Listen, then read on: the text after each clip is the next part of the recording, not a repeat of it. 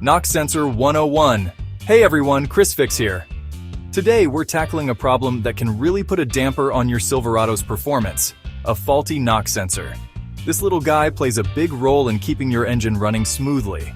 It listens for a knocking or pinging sound, which can mean your engine is detonating fuel at the wrong time. This can cause damage if left unchecked. The knock sensor sends a signal to the engine control unit, or ECU.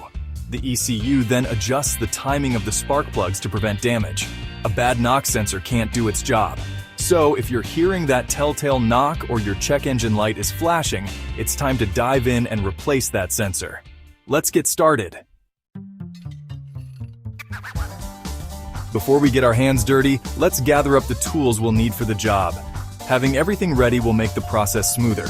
Here's what you'll need: socket wrench, ratchet, torque wrench, extension, 10mm socket, 12mm socket, flathead screwdriver, anti-seize lubricant, and a new knock sensor. Got everything? Great, let's move on to the next step.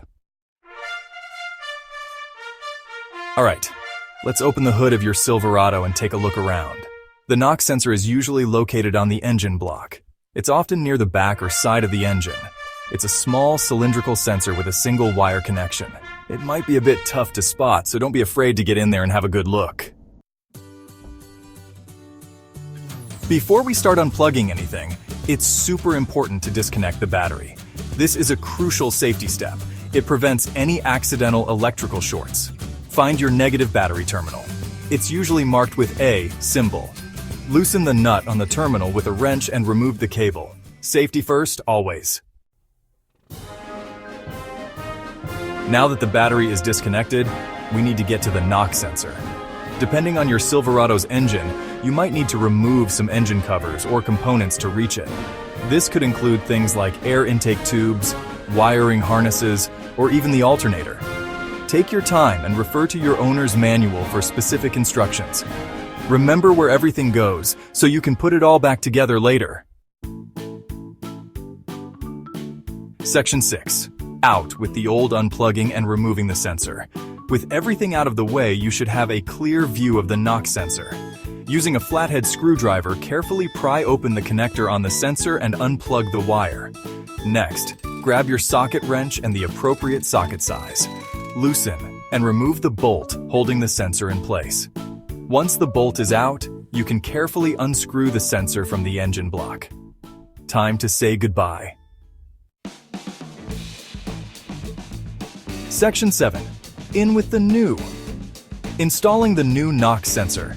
Take your new knock sensor and apply a small amount of anti-seize lubricant to the threads.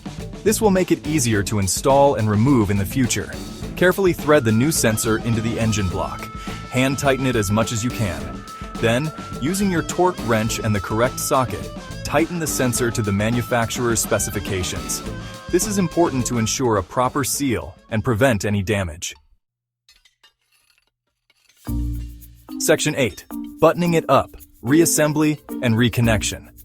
Now that the new sensor is in place, it's time to put everything back together. Reinstall any components or covers you removed earlier, making sure everything is properly connected and secured.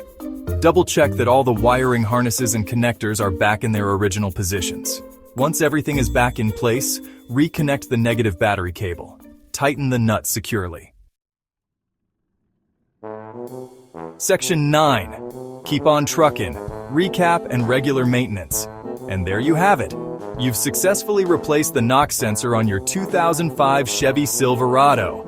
Remember to keep an ear out for any unusual knocking sounds and check your check engine light regularly. Regular maintenance and addressing issues early on can save you from bigger headaches down the road. Keep those Silverados running strong. Back on the road.